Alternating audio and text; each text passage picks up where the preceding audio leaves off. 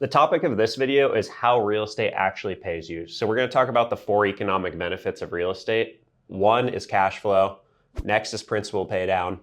3rd is appreciation. And then you have depreciation, which is the tax benefits of real estate. So let's start out with cash flow. This is what most people have heard about with real estate. It's pretty basic. It's all of your income minus your expenses. That gives you your monthly or yearly cash flow. Your income can count as your rent collected, pet rent, charging for storage space, whatever it may be, all the money you bring in. And then you have your expenses. So some of your expenses is your PITI, which stands for principal, interest, tax, insurance. You have utilities, you have repairs, capital expenditures, landscaping, and all those other things. Anything that costs you money, that is your expenses. So cash flow equals income minus expenses. Next, you have principal pay down. This is also known as loan pay down, and is one of the ways you can build equity in a property. So a loan is made up of principal and interest. The interest is the cost you incur for borrowing money, and the principal is the original amount you borrowed that you have to pay back over time to the bank or whoever else you borrowed it from. And Trevor, the way I like to think about it is principal is taking money out of your left pocket and putting it into your right pocket, because it's still wealth, it's your equity, it's something that you are building. It's a little bit harder to access because it's in a property, but it's still money, it's wealth that was in your bank account, and now it's wealth that's in your house. Yeah, so principal is kind of like a forced savings account. It's money that you're paying back into a bank account over time, and you can access later through selling a property, refinancing it, some of those things that we're going to dive into later on. 3rd, we have appreciation. So appreciation is the increase of your property value over time. There's 2 ways to do this. 1, through just inflation. People move to an area, it becomes more popular, prices go up, or the value of our dollar goes down and we're printing more money and your dollar is worth less and your assets are worth more. The other way is through forced appreciation.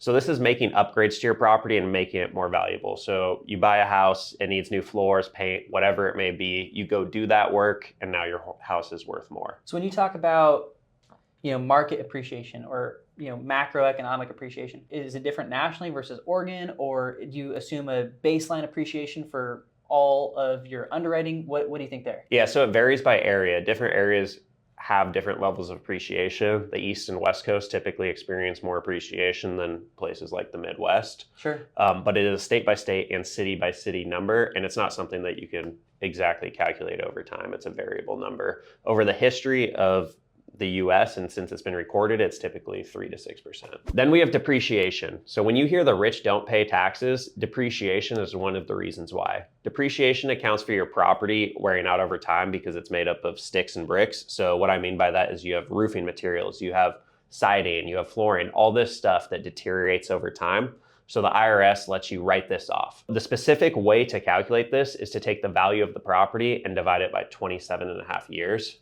Don't ask me why it's 27.5 years. It's an arbitrary number the IRS came up with for residential real estate. So to give you guys a specific example, if you had a $500,000 property, the land's worth $100,000, you would subtract that from it, and then you would have $400,000 worth of actual material value. You would take that $400,000 and divide it by 27.5 years, and that would give you $14,545 a year of depreciation. So what does this actually mean to you guys to have $14,000 of depreciation? You get to count this either as a loss or against rental income. So if you have $14,000 of cash flow, you would get to take that $14,000 of depreciation and deduct it from your cash flow. So you would have $14,000 of tax-free money. That's pretty cool. Yeah, it's super cool. Also, if you had just a break-even property, you would show a $14,000 loss. So if you're a W-2 worker, you have a break-even property and $14,000 of depreciation, you get to carry that over into your W-2 income. So if you make $50,000 at your job, you would show you made, $46,000 instead. Yeah, that's great. So with depreciation, there's 2 ways to deduct it. You're either a real estate professional or just a normal person investing in real estate. If you're not a real estate professional, you can only carry over, it's something like $25,000 worth of depreciation into your active income. But if you're a real estate professional and you're investing full time or over 750 hours worth of time, you get to carry over 100% of those losses into any active income you have. Cool. So there's a few other benefits to real estate rather than just the 4 economic benefits. One of my favorite ones is leverage. So leverage is the difference of what you put in versus what you get out. So what do I mean by that? I'm going to give you guys two examples just to show you. So both these examples are we're buying a $500,000 home. One of them is using leverage and the other is using all cash. So if we assume 3% appreciation, just the market going up by 3%, that would be a $15,000 gain on these properties. In the all cash example, your ROI is 3%. Yeah, you have the gain of the 15 grand. And you can only buy one property. But if we look at the leveraged example, you're able to put, like, let's just assume you can put 50 grand down on this home and have a $450,000 loan. Your cash invested is 50 grand and your gain is $15,000, which gives you a 30% ROI. So when you say leverage, is that largely just how much of the property you're purchasing with debt? Exactly. So leverage is debt. So it's using the bank's money rather than your own to buy this property. Obviously, there's risk with that. You have to pay back that money. There's interest on top of it, but you can take your money further. So it's our leveraged example. You have a higher ROI because you're investing less of your own dollars. But not only that, in that specific example, you'd be able to buy 10 properties. So cash example, you're buying one $500,000 property. In the leverage example, you're able to buy $5 million worth of real estate, 10 properties. So now imagine each of those properties going up by 3% rather than just your one cash example. Right. So for most of the people that would be taking this class, what kind of leverage, if they're house hacking or doing a different investing experience, what kind of leverage should they expect? What do you recommend? It's individualized to everyone's example because everyone has different goals, but most people starting out are probably levering a property at 95 to 97%.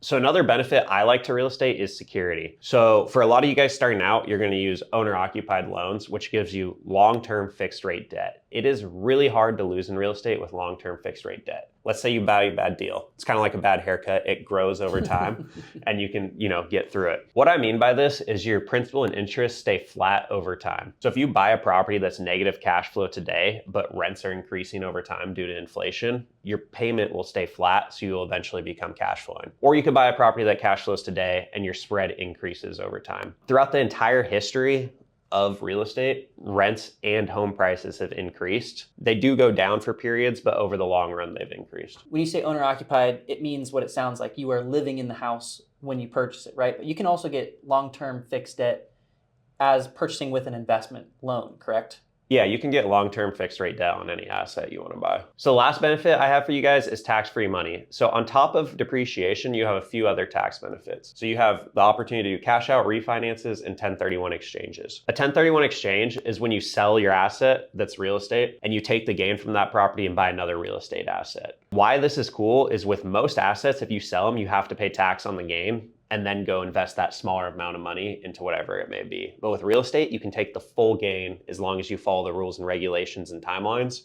and then buy the next asset with it. So if I wanted to sell the house that I was living in, would I be 1031ing into my next property? That is a great question. So another really cool part about real estate is if you live in your primary residence for 2 out of the last 5 years, it is 100% tax-free money. So that's up to $250,000 of gain if you're an individual, $500,000 if you're a married couple. So it's not the same.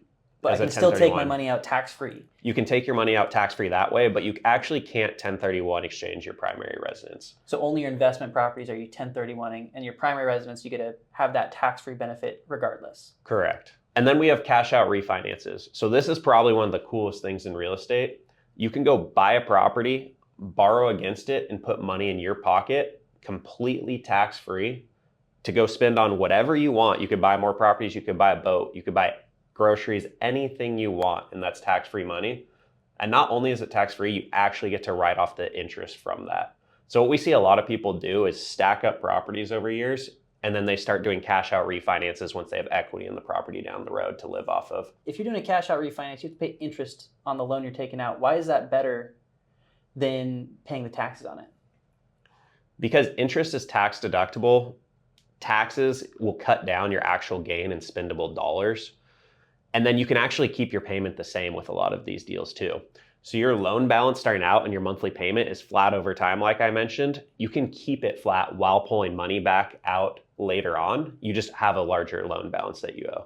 And sometimes the interest rate is just lower when you're doing a cash out refinance. The environment of the interest rates are lower, so you can lower your payment while pulling money out, right? Correct. Like you said, you can get a lower payment over time, increasing your cash flow while pulling money out tax-free to do whatever you want with. So Trevor, before we let them out of here, I know one of the biggest questions I hear people ask you is, what is your favorite or most important way that real estate pays you when you're looking at a property you want to buy?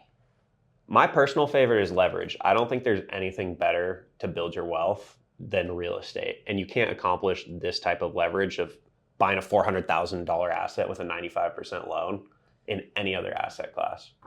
So you just like that the appreciation is happening on a $400,000 asset and you're spending $20,000 to get it. I mean, I like them all, but my favorite is you can acquire assets and control large amounts of wealth for little amounts of money.